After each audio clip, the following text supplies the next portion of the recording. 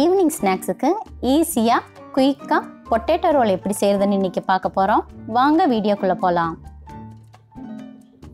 தேவையான பொருட்கள் டிஸ்கிரிப்ஷனில் கொடுத்துருக்கேன், பார்த்துக்கங்க.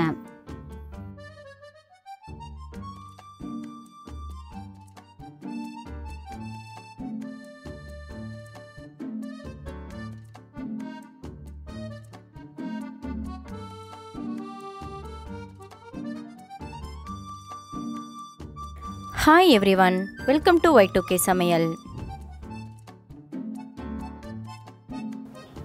ஒரு மிக்சிங் பவுலில் 1 கப் கோதுமை மாவு,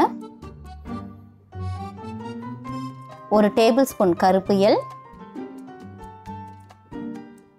1/4 டீஸ்பூன் ஓமம்,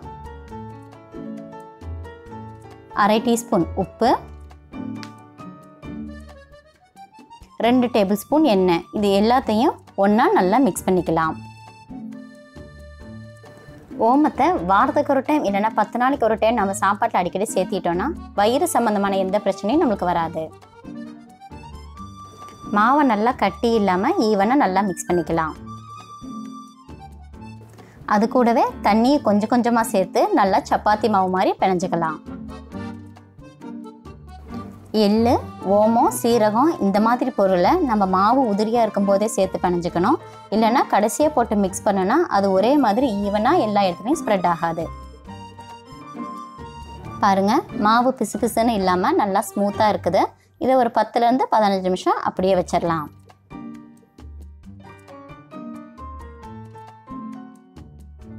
அடுத்தது பொட்டேட்டோ ரோல் ஒட்டுறதுக்கு தேவையான பேஸ்ட்டை ரெடி பண்ணிக்கலாம்.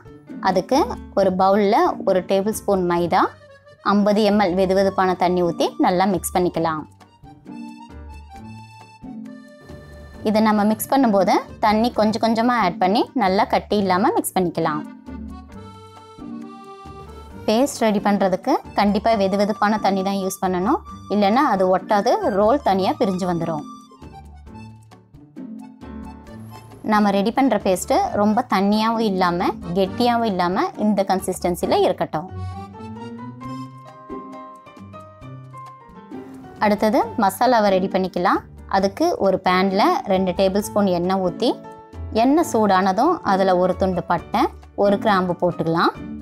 அது கூடவே 2 பல்லு பூண்டை சின்ன சின்னதாக நறுக்கி சேர்த்துக்கலாம். பூண்டு நல்லா வெந்து அதோட வாசனை வர வரைக்கும் அதை நல்லா வதக்கணும். பூண்டு நல்லா வதங்கிருச்சு. இப்போ அது கூடவே ஒரு பெரிய வெங்காயத்தை சின்ன சின்னதாக கட் பண்ணி ஆட் பண்ணிவிட்டு நல்லா வதக்க ஆரம்பிச்சிடலாம். எப்போவுமே வெங்காயத்தை கூட பூண்டை சேர்த்து வதக்காமல் தனியாக வதக்கி பாருங்கள். நீங்கள் செய்கிற ஒவ்வொரு டிஷ்ஷும் ரொம்ப டிஃப்ரெண்ட்டான டேஸ்ட்டில் சூப்பராக இருக்கும்.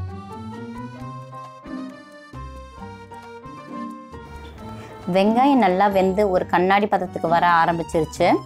இந்த ஸ்டேஜில் அது கூட ஒரு பச்சை மிளகாய், கொஞ்சமாக கருவேப்பிலை சின்ன சின்னதாக நறுக்கி போட்டு நல்லா வதக்கிக்கலாம்.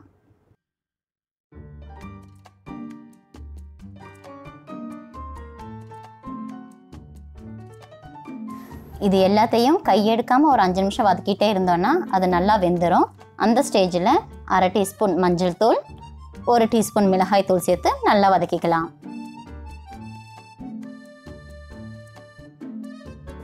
மிளகாய்த்தூள், மஞ்சத்தூள் இது ரெண்டோட வாசனை போகிற வரைக்கும் அதை நல்லா வதக்கணும்.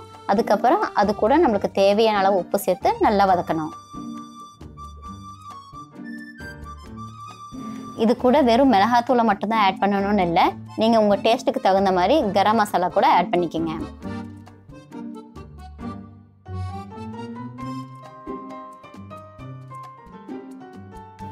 ஃபைனலாக இது கூட 2 உருளைக்கிழங்க வேக வச்சு நல்லா மசிச்சு ஆட் பண்ணிக்கலாம். உருளைக்கிழங்கும் வெங்காயமும் நல்லா ஈவனாக மிக்ஸ் ஆகிற மாதிரி அதை நல்லா வதக்கிக்கலாம்.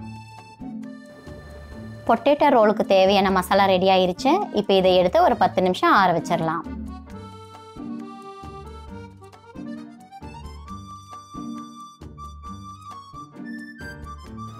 ரெண்டு கையிலையும் லைட்டாக ஆயில் அப்ளை பண்ணிவிட்டு நல்லா ஆறின மசாலாவை ஒரு டைம் இந்த மாதிரி பிணைஞ்சிக்கோங்க. கையில் எதுக்காக ஆயில் அப்ளை பண்ணுறோன்னா, சப்போஸ் அந்த உருளைக்கிழங்கு கொஞ்சம் பிசு பிசுன்னு இருந்தால் கூட அது கையில் ஒட்டாது. மசாலாவை கொஞ்சம் கொஞ்சமாக எடுத்து இந்த மாதிரி சிலிண்டர் ஷேப்பில் உருட்டி அதை தனியாக எடுத்து வச்சிடலாம்.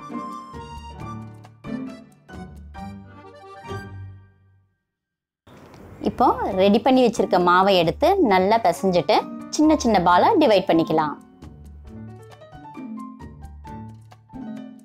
இந்த சேனலுக்கு நீங்கள் இதுதான் ஃபஸ்ட் டைம்னா சப்ஸ்கிரைப் பண்ணுங்கள். மறக்காமல் பக்கத்தில் இருக்க பெல் ஐக்கனையும் கிளிக் பண்ணுங்கள்.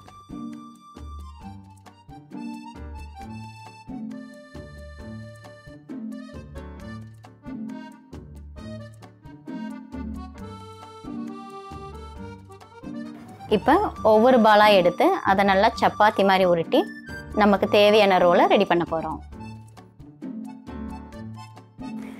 எந்த அளவுக்கு நம்மளால் மெலிசாக தேய்க்க முடியுமோ அந்த அளவுக்கு தேய்ச்சிக்கலாம். அப்போ தான் நம்ம செய்கிற ரோல் வந்து நல்லா கிறிஸ்பியாக கிடைக்கும்.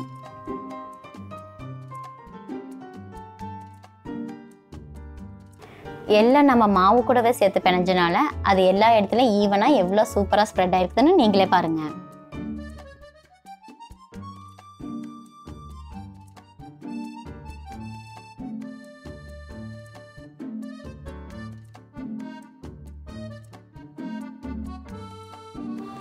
நாம் ஷேப் பண்ணி வச்சுருக்கிற பொட்டேட்டோவை எடுத்து இந்த சப்பாத்தி மேலே வச்சு அதோட சைஸுக்கு தகுந்த மாதிரி இந்த மாவை நம்ம கட் பண்ண போகிறோம். ரெண்டையும் தனித்தனியாக ரோல் பண்ணி நம்ம ரெடி பண்ணி வச்சுருக்கிற பேஸ்ட்டை அதோட எட்ஜில் போட்டு ஒட்டிடலாம்.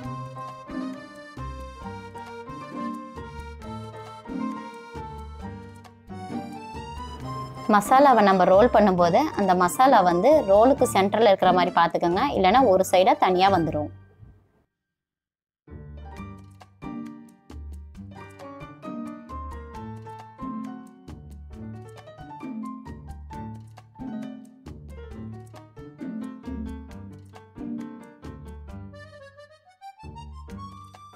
இந்த மாதிரி எட்ஜஸில் மட்டும் பேஸ்ட்டை போட்டு ஒட்டினீங்கன்னா போதும், ஃபுல்லாக போட வேண்டிய அவசியம் இல்லை.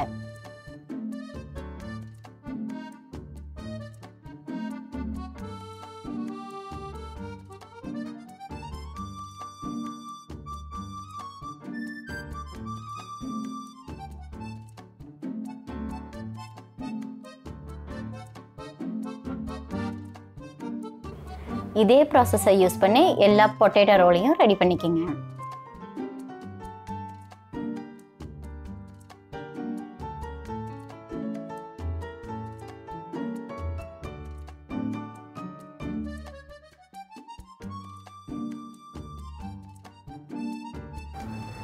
பேனில் எண்ணெய் நல்லா சூடானதும் அதில் ரெடி பண்ணி வச்சுருக்க ரோலை ஒன்றொன்னா போட்டு பொரிச்சு எடுத்துக்கலாம்.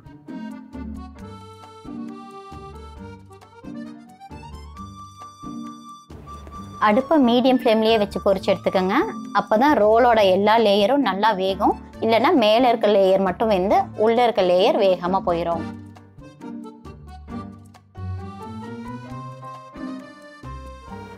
ரோலோட கலர் நல்லா சேஞ்ச் ஆகி அது நல்லா வெந்துருச்சு. இந்த ஸ்டேஜில் நம்ம அதை எடுத்துடலாம்.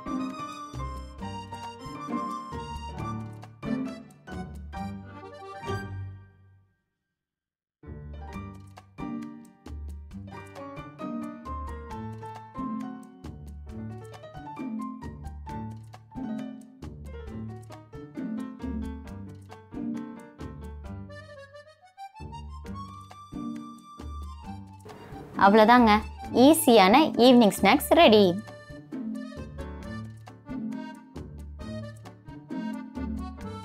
இந்த பொட்டேட்டோ ரோலும் டொமேட்டோ சாஸும் அட்டகாசமான காம்பினேஷனுங்க. இந்த ஈஸியான ரெசிபியை நீங்களும் ட்ரை பண்ணி பாருங்க.